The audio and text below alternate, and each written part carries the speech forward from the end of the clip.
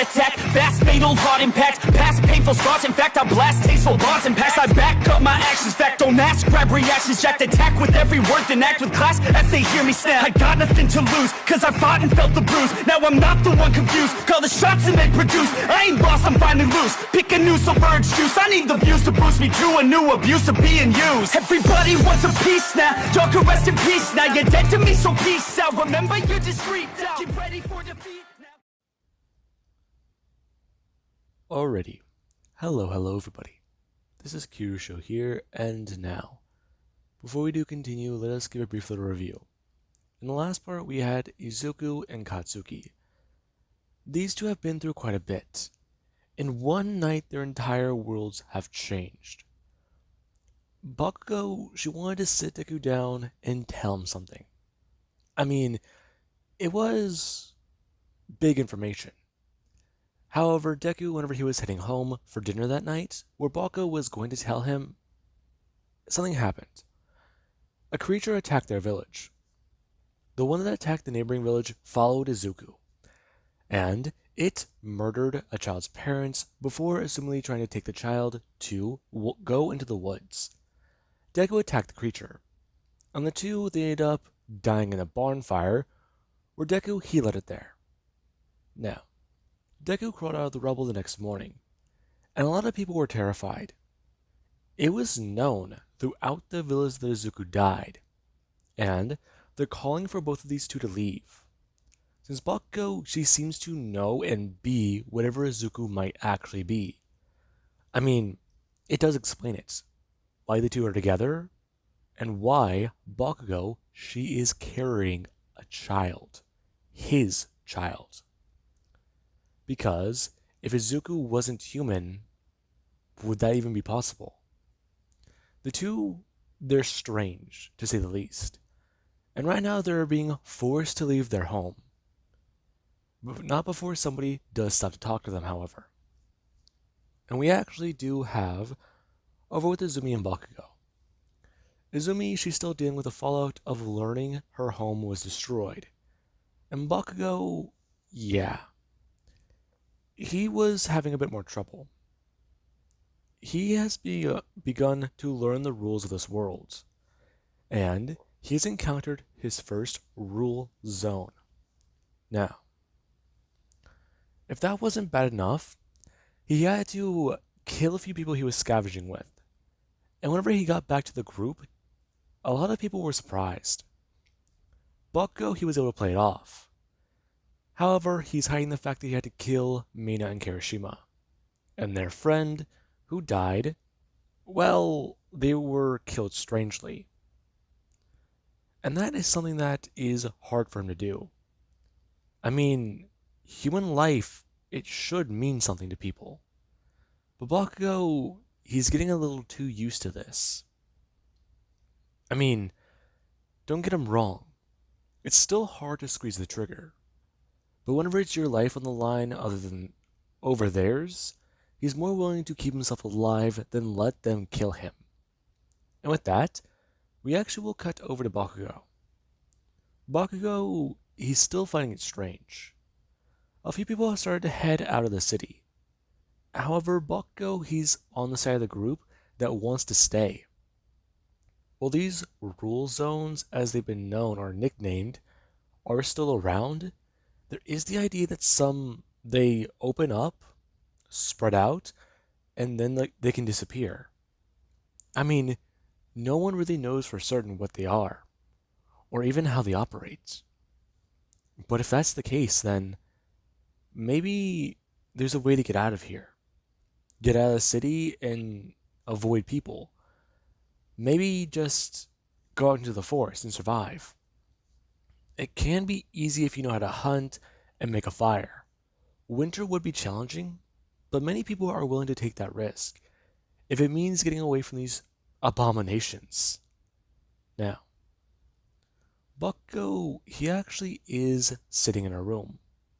And right now, he actually is still going over a few things in his mind. It's been 2 weeks since the incident where he survived.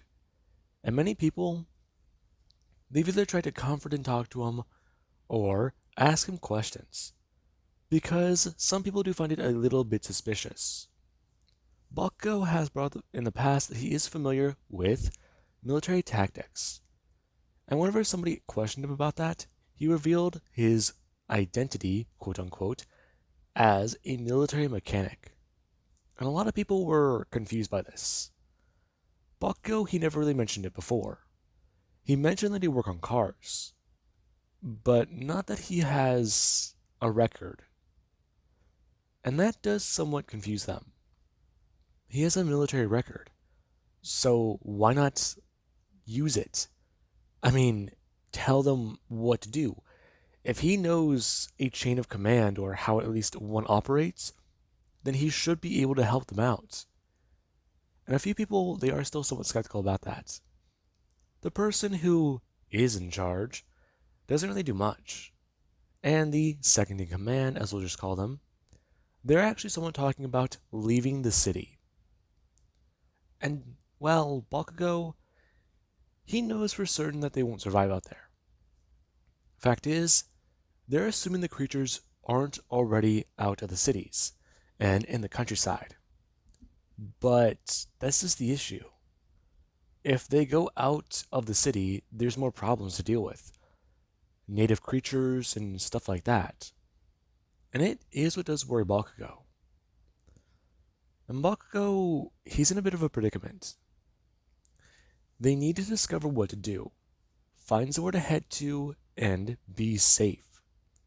Since right now, safety, it isn't in very high quantity. And we actually will cut over to Izumi. Izumi, she's been surviving for months in this city. And she just tried to stay by herself. The more people she'd be around, the harder it would be to survive here. And the more the idea of death does linger in her mind. She's tried to be a part of a group before, at least twice, have more than at least 2 or 3 people around. But those people, they've died very quickly. They don't know how to handle themselves, how to deal with certain pressure.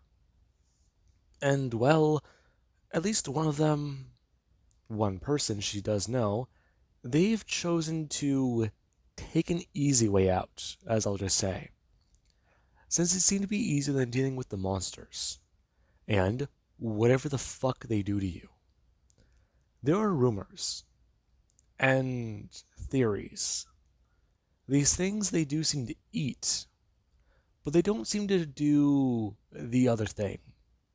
At least from what they've witnessed.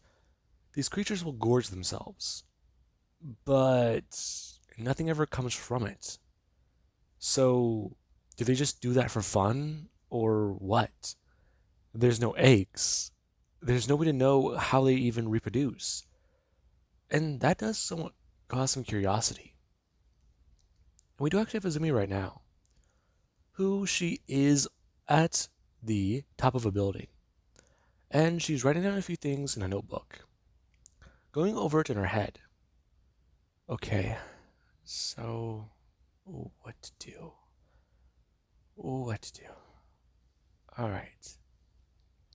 Maybe it won't be that bad. Maybe I'll be fine. Maybe things will be a lot better. That being what she does think. As she has to decide to go ahead and stand up and walk outside. She has a thought. It's kind of a strange one. She wants to check the radio stations. Maybe there's a place where these things are heading to. I mean, they do seem to, what? Avoid water? No, that seems stupid. They walk out in the rain. That's the best time to see some when they are visible. But then there's also the fact that lakes, the area around the lakes, or just canals in the city, they don't seem to be affected by whatever this phenomenon is. I mean, if you're running through a rule zone and you see a canal, jump in the water. It's safe. And these creatures, they either don't follow or they just don't understand what's going on. I mean, It just sits too far under the zone. That's what people are assuming. Not much is really known. And right now, there actually is where Izumi, she does keep theorizing. She's trying to rule the ideas around her mind. And she is still worried. She's seen how some people do deal with the stress and deal with all this stuff. But there's Bakugo. Bakugo, she's assuming that he still has his shit together. That he's still the man from whenever they left the other world. She's been on her own for a while. And people, they don't seem to react the same way as he does. They're calmer than anyone else. They have experience with random shit. But this, it still does shake her. And while the fear, it is real, it's just so much more, well, what's the right way to say this? It doesn't feel as intense. They're used to it. And right now, Izumi, she does accidentally walk into a rule zone without even realizing it. Her looking around and trying to think about what to do. She has to find the right way to do things. The right way that things need to be handled here. But where would Bakugo be? Where would he be? Okay. So, okay. If I was at Bakugo, where would I go to? Somewhere safe, but that could be anywhere outside the zones. Somewhere. Damn it. Okay. Izumi, get your shit together. Deep breaths. Okay. Where would I go that was safe? Let's see, if I just woke up and found myself looking around. Izumi seeing the first building to our right. And right there, there's something standing there. And she just gonna freeze. The creature going to walk out and look directly at her. As it is walking forwards. And this one, it looks, well, off-putting to Izumi. This thing, it looks human-shaped. What the hell? And Izumi starts to hear it. She starts to hear a whispering sound. It almost doesn't seem right.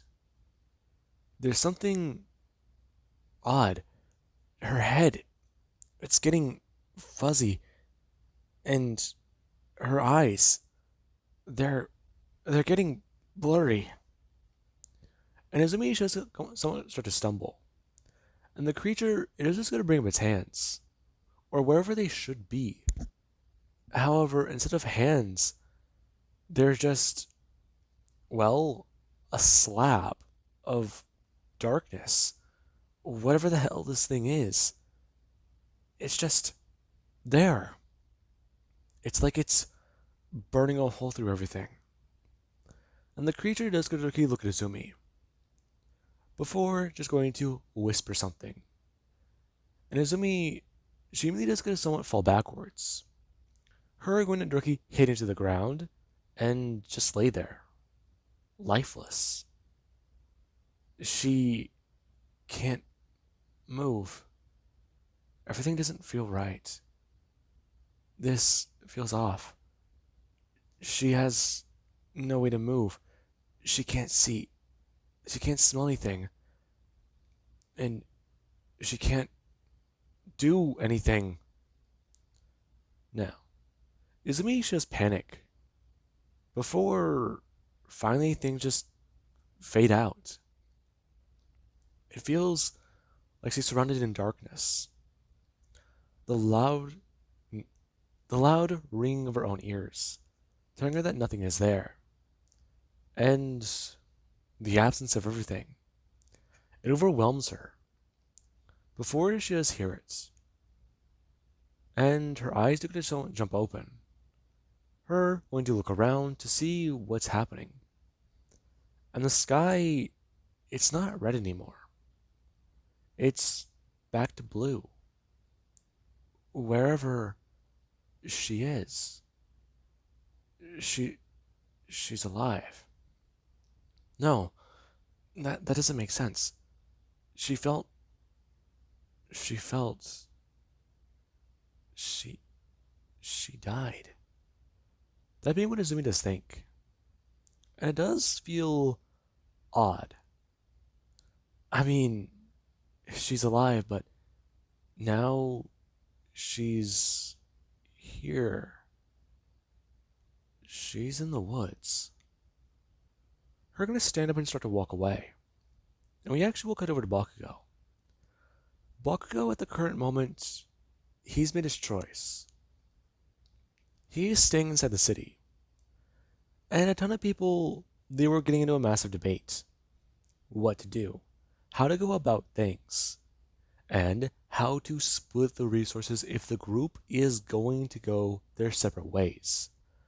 At first, people were trying to go 50-50, but then it was about who gathered what.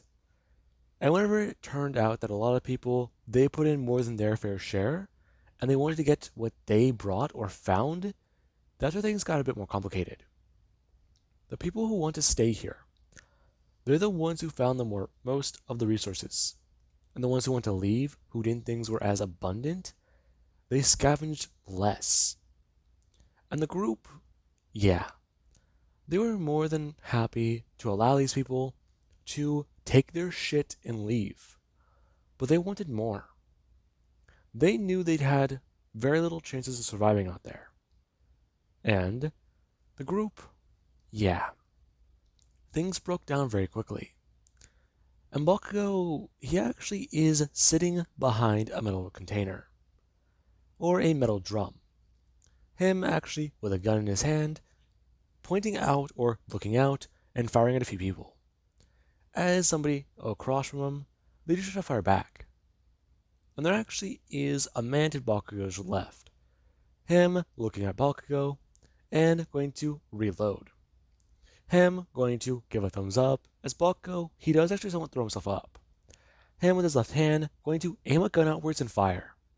As whenever he does hit somebody in the shoulder, they actually do try to turn and fire at him.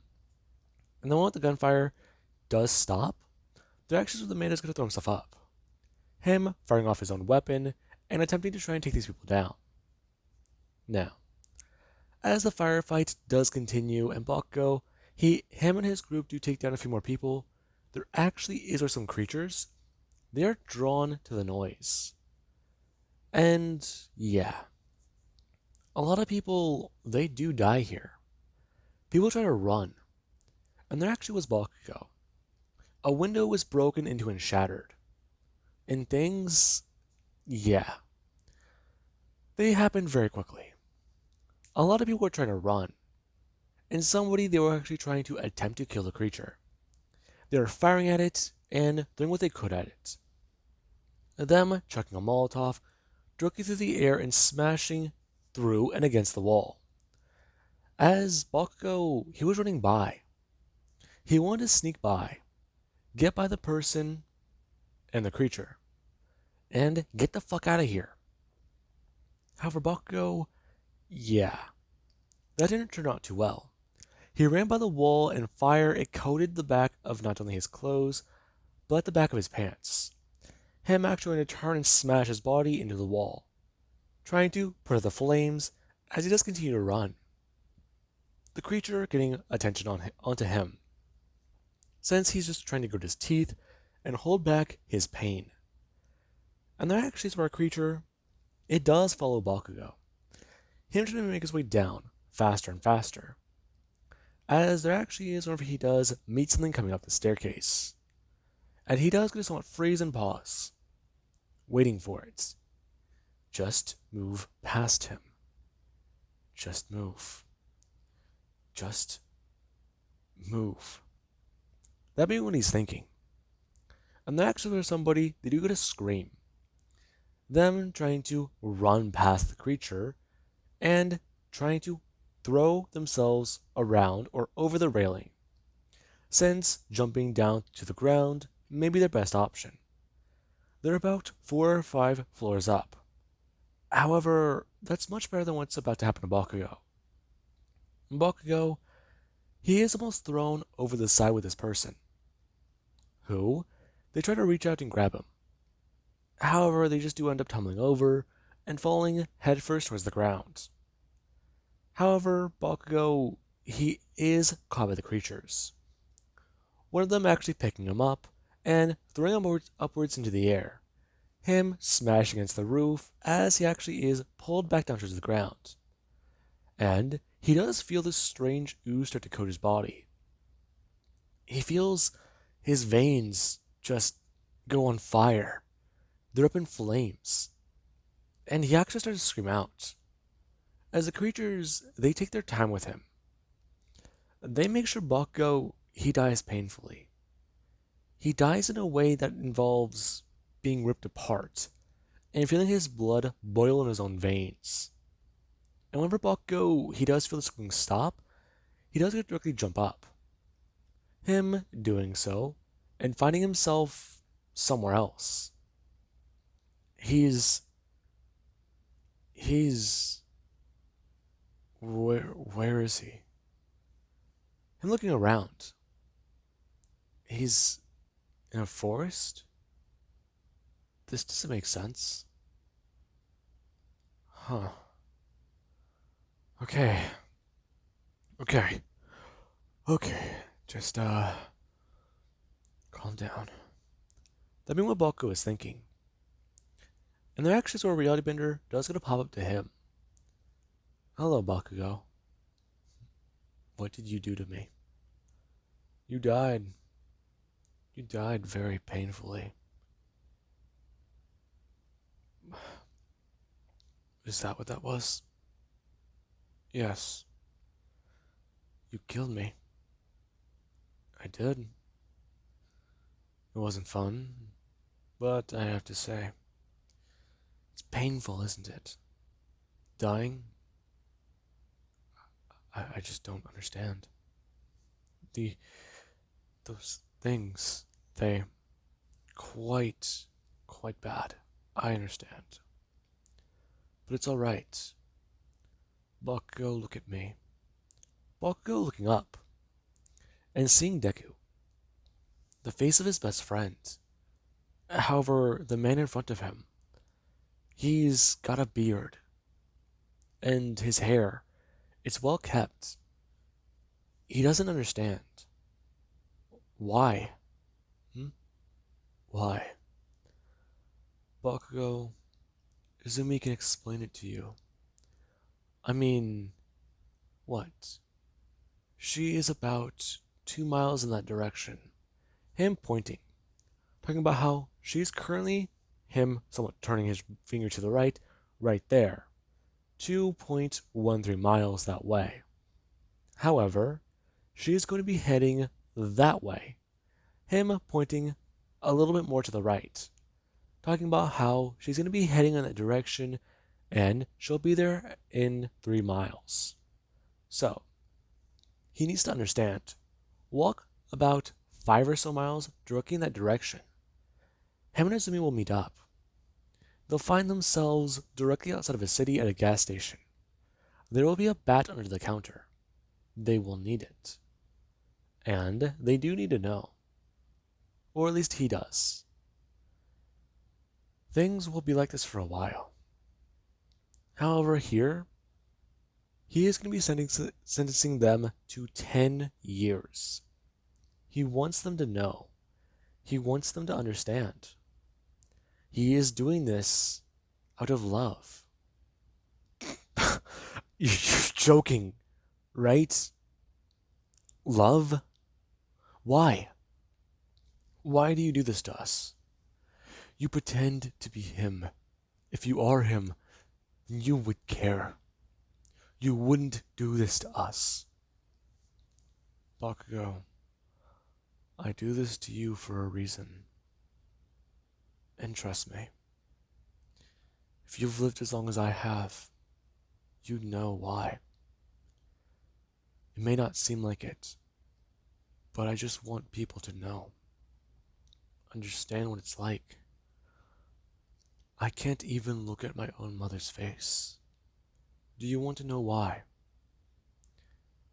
Because every reality I have ever seen, if she is not normal, she is heinous. She wants to kill me. She wants to eat my face. She wants to have nothing to do with me. And the ones where she does want something to do with me, she is manipulative. I can't stare at my own mother's face because of that. Sometimes I think it is because I am a monster. But I am not. I am a god, Bakugo. The sooner you realize that, the sooner you will understand and realize something. Why? Maybe I wish for you to understand. Be on my level. Have experiences similar to my own. And ascend yourself.